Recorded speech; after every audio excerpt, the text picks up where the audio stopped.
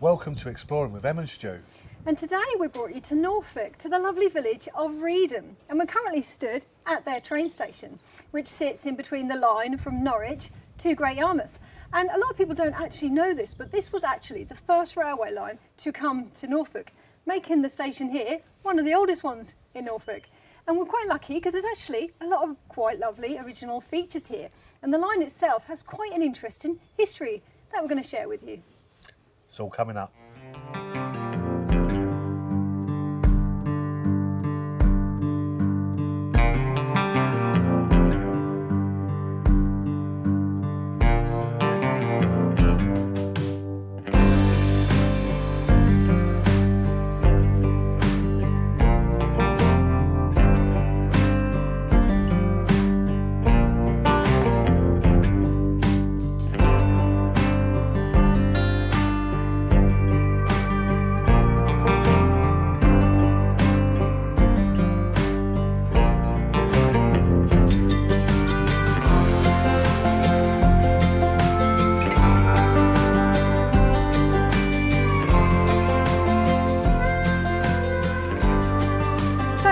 Originally this was just a single-lined railway and it opened in 1844.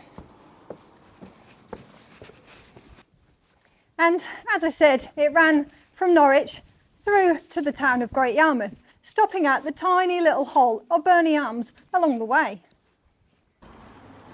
There has just come from underneath the bridge here, which is actually a road. And then we're coming underneath this lovely, well, used to be trellis bridges, didn't it? But obviously it's been made out of metal now. Looks quite original, doesn't it? It does. We don't often see these still. And in fact, this railway station has got an awful lot of original features. It Now, when I has. say original, I think possibly when it was originally built in 1844, it probably had something a little bit more primitive, as a lot of them did. So this was possibly built just a few years later. Yeah. I'm going to assume. Anyway, but it's actually got quite a lot of it still here. It's quite It a has. complete train station, even though it's not being used as much as it was. Unfortunately, the only real facilities we've got are these sort of shelters just behind us. This hasn't been manned really since, I think, the 1970s. But all the buildings and structures are actually still here. So I think it's worth having a little look because they're quite lovely. Okay. So we've just crossed the line, obviously via the ornate bridge there, and Emma's actually going to be pointing out some really nice features on this side, aren't you? Because this is the older side, isn't it? Yeah, well, this is certainly the older side for where you used to wait for a train. Anyway, and we're lucky that we've actually got an original waiting room here. So I think we'll turn the camera around and I'll give you a little tour. And so the waiting room that we've got here is really quite typical of many others that we see around Norfolk. In fact, this one is actually quite large. It's got all the usual features, including some little facilities there, the washrooms and that, which they usually had separate ones on one side for the women, and often the men's ones were in fact put outside in like a shed or something. I'm not sure if they were here, but if we just carry on down here, it's really nice to see that we've still got all the original sort of door and sort of door furniture and things still here. As it says, look, first class waiting room, I'm assuming. And if we carry on down here, just admiring the rather beautiful trellising that we've actually got here too, we bring you to another waiting room. Now, often they had separate waiting rooms as well for men and women, or maybe first class and sort of standard class. I'm guessing it was in here, but today, this room actually houses a museum for possibly the railway or maybe even sort of the history of Reedham, but unfortunately it's actually never been open for us to have taken a look at, but it's quite lovely to see, and I think maybe the men's toilets could have been in this area here once upon a time, but there you go, there's the rather lovely waiting room that we've still got here at Reedham. And now we're just crossing over from where we were at the waiting room and the museum and coming onto the other side where the actual station is, which is actually now turned into a house, isn't it? It is, yeah. I don't think that a station master has lived there for probably a good few decades now, but of course it's been converted into a home, and quite a lovely home at that, and we can take you for a little look at it. But there's also a few other interesting bits and bobs down there, because this also had some sidings, cattle gates and loading areas and all sorts of things. That's it. In the past. Of course, that's all gone now. But we'll take you for a little look at this rather lovely station, and then we'll head on down to the loading area and show you that. Okay.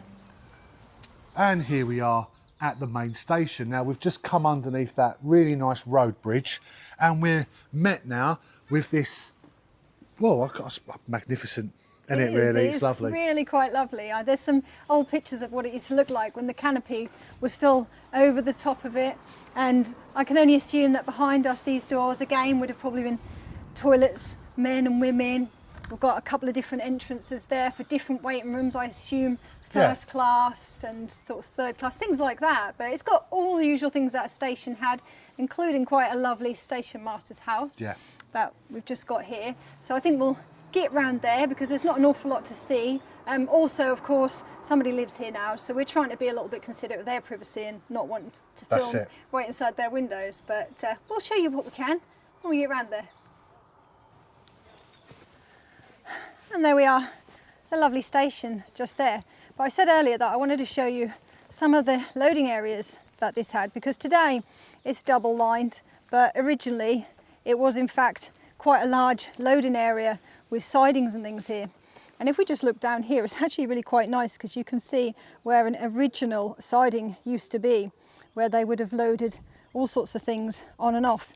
But we do actually know one of the things that they actually did load on and off here, because being a rural village, they had an awful lot of farming around here, and they would have needed cattle docks to be loading all their farm animals on and off and taking them to market.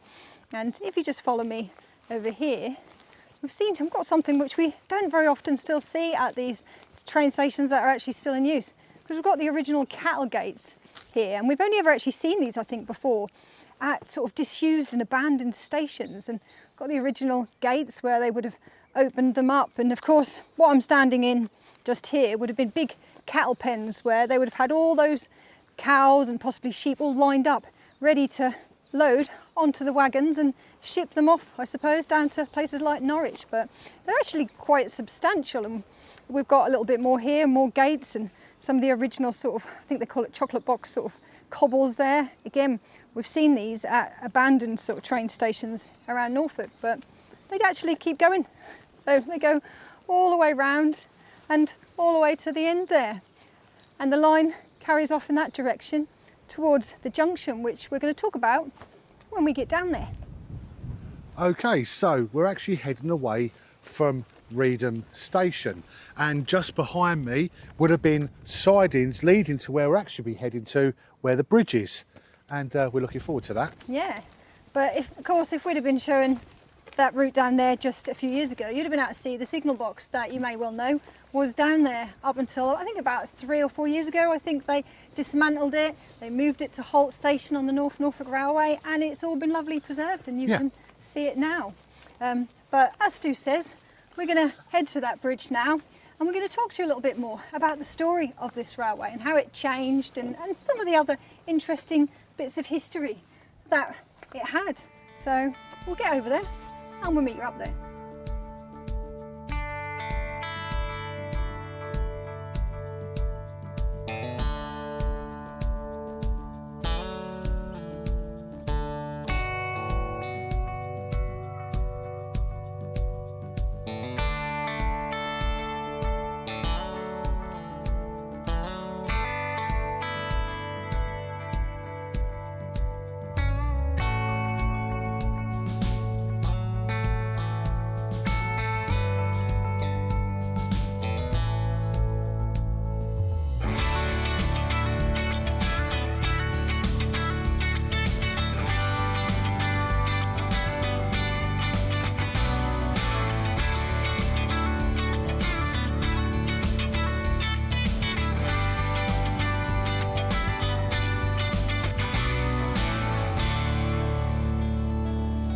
So here we are on the bridge that we were talking about at the station.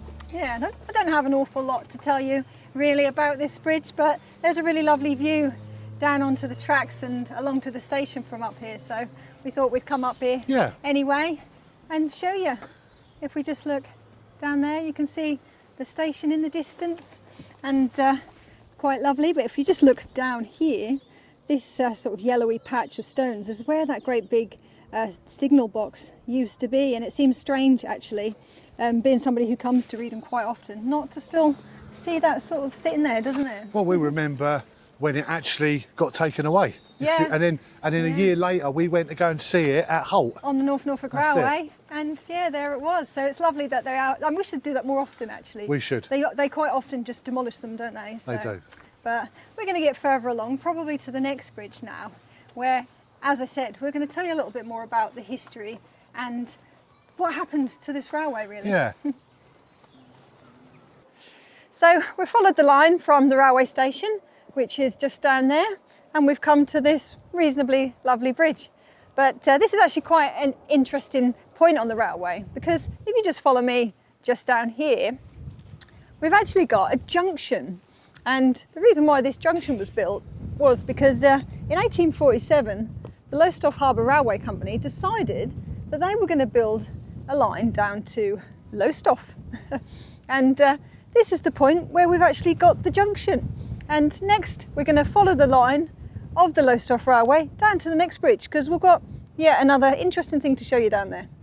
So we've just left the second bridge of our little tour around the Reedham area, haven't we? Yeah, and we're now going to make our way to the next bridge. Obviously we can't walk directly alongside the railway line, No. because it's of course still an active line, but the next bridge has got a couple of interesting features to show you and talk about. And then we're going to go for a little wander, and we're going to tell you a little bit more about that when we actually get there. That's it. But it's not too far away.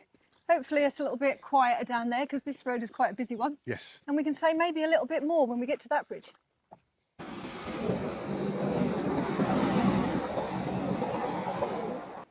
And here we are, just not even a quarter of a mile down the line. And we are now stood on top of the next bridge. And we've come here because we want to show you quite a lovely feature that this railway consisted of, because it needed to cross over the River Yare on its way to Lowestoft. And here it is, the lovely swing bridge that takes the tracks over and down to Lowestoft. Now, this isn't actually the original bridge that was built in 1847, but we will talk to you a little bit more about that later. But it's one of Reedham's sort of most iconic features, I think, is the beautiful swing bridge. So we wanted to take you for a look. But what we've actually come to show you is actually over here. And if we just swing the camera around, because this is the way, or the track that we've actually been following. And as you can see, it curves off and up towards the Norwich to Yarmouth line at the junction, which we can't see anymore.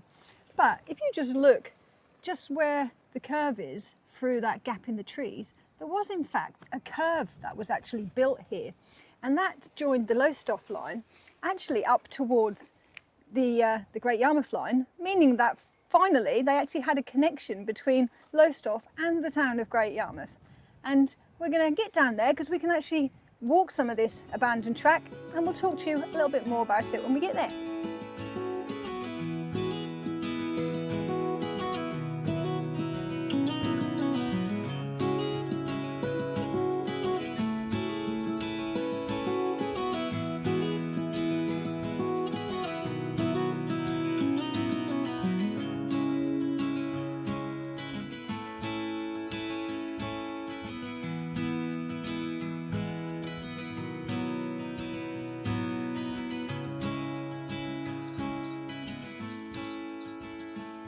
So here we are on that actual curve I was just talking about from the top of that bridge, which you can just about see in the distance there behind us.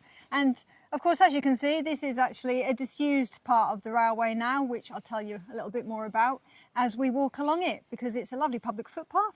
It's not very long, but we're going to carry on along it and, like I said, tell you a little bit more as we go. So, as I think I said, this curve was added at the same time that the line was extended down to Lowestoft, and it gave the only connection, the direct connection, actually from Great Yarmouth then down to Lowestoft. And for a few years that was the case. But in 1859 they actually decided to build another line that actually went from Great Yarmouth and down to Haddiscoe, which is just down the Lowestoft line there. And a few years after that, they decided to build a curve into that, which then gave a much sort of more direct and slightly shorter route from Yarmouth to Lowestoft. And of course, that meant that they didn't really need this curve anymore. And I think sort of by the 1880s, it was actually sort of derelict and the tracks had been pulled up because they had that shorter route. So just wandering down the curve still, and I thought I'd tell you a little bit more about the history of it. Because in 1920, they actually reopened this line just for a little while because they were rebuilding the swing bridge down at St Olave's, which meant that all those routes were sort of closed off. So they decided to pop the tracks back down and reuse it for a little while, but only until they'd obviously rebuilt that bridge, and then they pulled them back up again.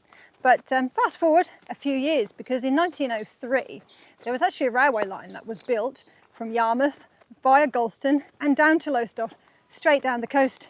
So that was about as direct as you could possibly get between the two towns, and the curve here obviously was no good, it had already been abandoned, and also the one that went down round about St Olave's and that and Haddiscoe again was not really needed anymore.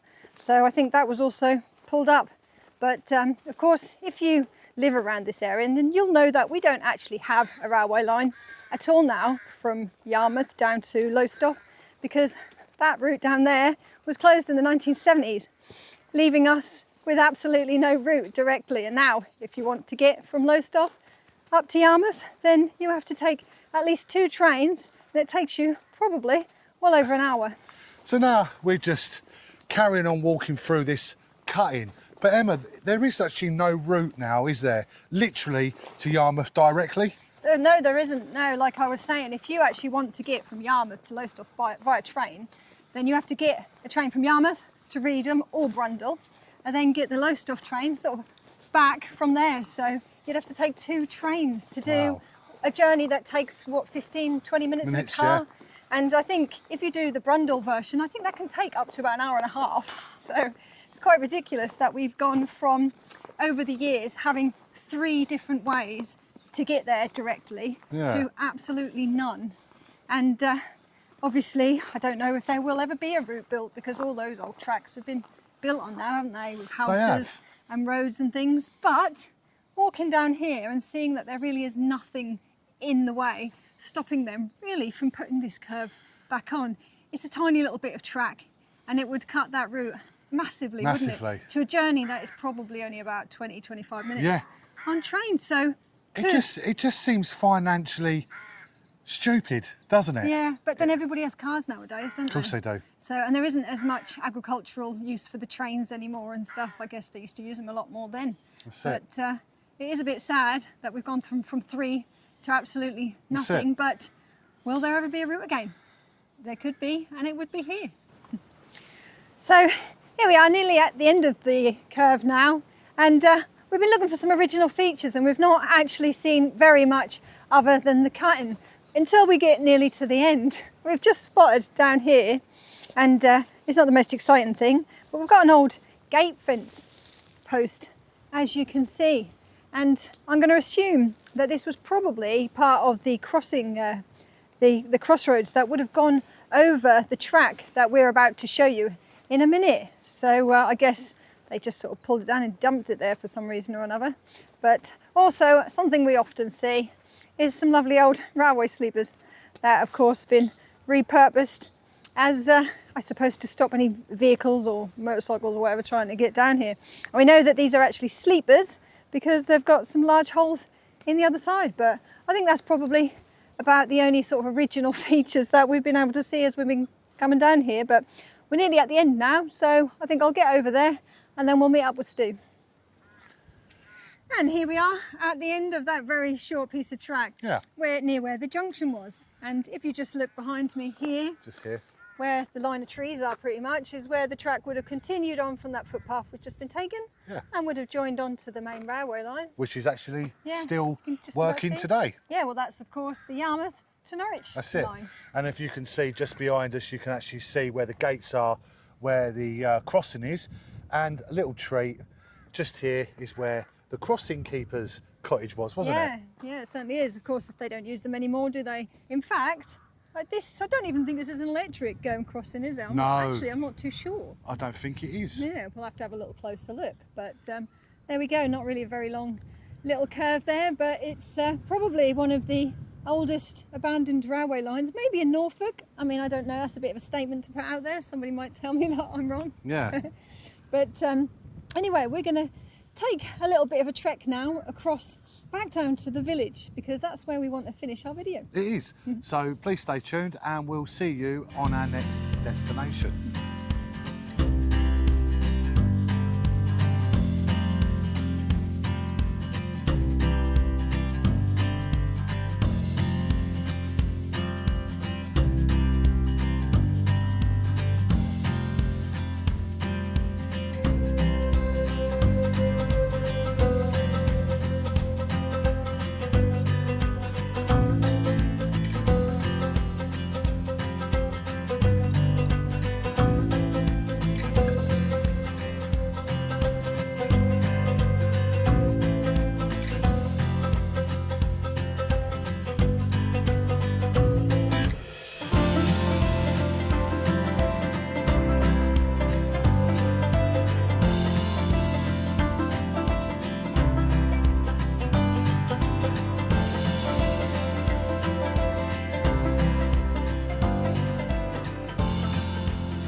So we'll come full circle down from the top of the village where the curve was, and we've decided to bring you to the swing bridge again. And there's a reason why we want to bring you down here, because I mentioned when I was at the top there much earlier on that in fact this wasn't the original swing bridge, because the original swing bridge actually used to be right here.